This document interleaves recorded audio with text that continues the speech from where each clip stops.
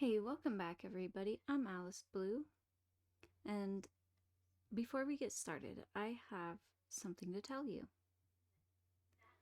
Embers Adrift is launching on October 15th. That's right, it's launching. The game is launching. We're going live, people. So these are going to be the last beta patch notes. Of course, I will continue to read patch notes. I don't know what kind of schedule we're going to have. We'll figure that out. But yeah, I will continue to read patch notes and bring you news and things on the game. And we're going to be also delving into some other things here on this channel. So yeah, stay tuned. And without further ado, let's get into the patch notes. Alright, so patch notes for Wednesday, October 5th. What's new? It has been an intense week for all of us as we prepare to get this game out into the wild.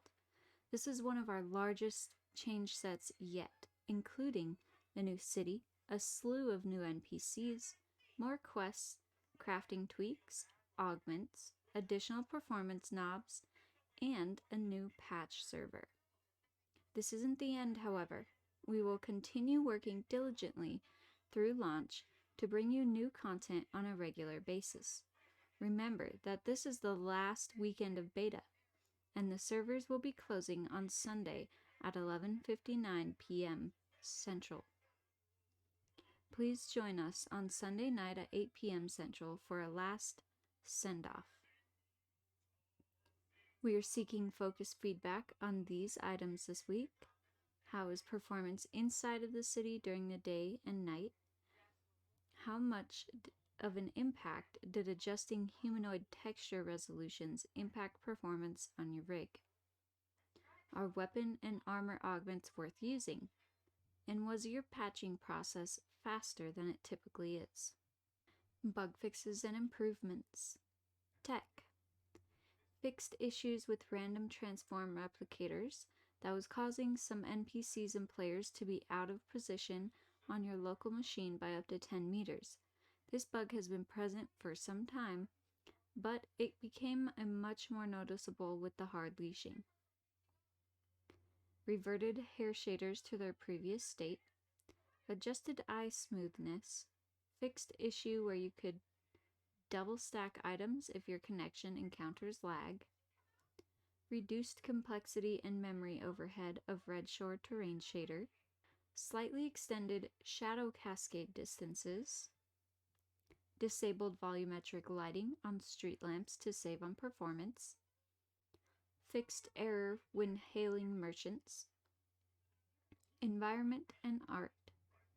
Crossbow quivers are now mounted on the right shoulder. Fixed bad animation on doe bite ability. Fixed stun visual effects from flash powder. UI. Escape toggles menu toggle moved to input options tab. Added toggle to input options that allows crouch to act as a toggle. Added group only nameplate toggle. Fixed character creation UI should now be fully visible on ultra wide monitors. Added role and level information of guild members is now displayed in the guild UI. Added role and level information displayed in /who results. Fixed dialogue choice list, not supporting a high number of choices. Fixed dialogue choices overlapping if the text overflows. Fixed scribble audio continuing to loop if you walk away from dialogue. Quests. Added cleaning house quest. Added specialization promotion quest. Added Emberstone and Ember Essence quests. Updated and re-enabled Marquisha's crafting quest. Fixed position of one of the weapon cache quest objectives. Design. Items crafted with purchased materials will have reduced durability versus their harvested material counterparts. Seed oil failure rate has been removed. reworked some of the rupture spawn locations, reduced spawn rate in New Haven Valley Bear Cave, reworked Misha and Ancient Bear in New Haven Valley. The Ancient Bear can now be found more regularly. Consolidated some crafting professions. Tailor plus leather worker equals outfitter. Light weaponsmith plus heavy weaponsmith equals weaponsmith. Banner recipes have moved from tailoring to woodworker.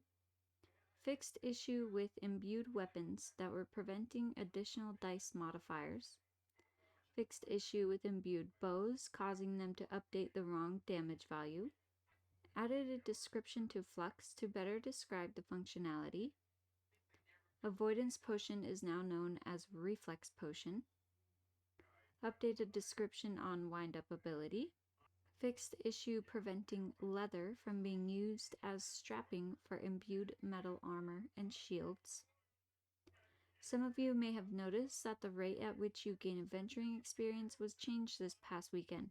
This was a stealth nerf that I added at the last minute to see if anyone would notice, and some of you did. The XP curve currently in place is what we intend for live and is more evenly distributed to mid-levels. In other words, this makes higher levels less of a burden while increasing the burden on mid-levels. Hotfixes from last weekend. Patched up some cosmetic holes in dungeon walls. Reducing overall tree density in New Haven Valley and Northreach for performance. Rebaking nav mesh to account for this. Fix some rendering issues causing things to follow your camera. Happen mostly in Dryfoot. Reduce the cost of basic recipes. Added a suffix to cooked meats to help differentiate them. Fixed an issue where some abilities that should disable auto attack were not doing it quickly enough. Minor performance fix with the skybox that was causing some per frame allocations. New stuff. New Haven. New Haven is finally open for business. Inside of the city, you will find a number of NPCs, banks, and a lost and found, see below, merchants, and quests. There is currently a ton of LOD popping and other misc art issues we are working through, so please excuse the dust. Merchants and banks have been removed from the New Haven Valley and Northreach tunnels. At this time, all anvils within New Haven are decoration only and need to be replaced with interactable ones. This will be done before launch. For those of you who logged in during one of our World Breaker events, you may now acquire an Ember Sword from the merchant in the hidden area above the Rangers Guild. This area and merchant are only accessible to those who have this reward. Lost and found. There have been occasions where items returned to your bag get lost to the ether. Previously, this resulted in items getting placed in a slot that there was no UI representation. So as a player, you could no longer access it. This week we're introducing a Lost and Found to allow you to recover these items. When this occurs, you will get a message notifying you that an item has been sent to your Lost and Found, which can be accessed in one of the banking areas of New Haven City. This special container allows for item removal only, so it cannot be used to store additional items. I ran a check on all existing characters, and I found that 6 were impacted by this. Any excess items have been sent to your Lost and Found. Adjust humanoid texture resolution. An additional drop-down has been added to the graphics options to help you further tweak the performance of the game. The new option is called Humanoid Texture Resolution and has a setting of low, medium, high, and ultra, where high is the default value. When each of our humanoids is built, clothing is changed, or adjustments are made, a rebuild is triggered. This process includes merging meshes and textures in order to keep performance at optimal levels. This new option adjusts the resolution of the texture atlas that is used. In other words, when all of the textures for a single character get merged, the value of this option determines what size image it uses for the atlas. Lower resolution atlases result in an overall lower resolution for the resulting texture, but less of an impact on memory and VRAM. And opposite of that, We have higher values resulting in higher resolution textures, but a much larger impact on memory and VRAM. When changing this value, you will not see the results immediately. Instead, your client slowly cycles through all humanoids and updates their resolutions so as not to have a huge hit on performance all at once. Up until this point, all characters have used the high value by default, so unless you are having memory and performance issues, I recommend keeping it there for better visual fidelity. Weapon and armor augments. Augments have been added. The recipes have been distributed as follows: Weaponsmith, one-handed weapons and gloves. Woodworker, two-handed weapons. Tinkerer, ranged weapons and belts. Armorsmith, heads, chest, folds, vambrace, pauldrons, and greaves. Outfitter, shirts, pants, and boots. To use an augment, simply right-click on it. Your cursor will change, then left-click on the item you would like to augment. If this item has not been augmented, it will pop up a dialog box warning that the item will become bound to you. You can replace an augment at any time by applying a new one. And as a general reminder, weapon augments expire based on a number of hits, and armor augments expire after a specific amount of time in combat, aka the swords under your nameplate. So actual combat, not just standing in combat stance. You have to actually be in combat. Content Delivery Network, or CDN. You may have noticed that our launcher was updated on Tuesday. This update allows the launcher to now pull data for patches through a CDN rather than a standard cloud server. This should provide a much more reliable download source for all, and we should no longer run into throttling issues. The entire deployment process had to be revamped, so please let us know if you encounter any issues.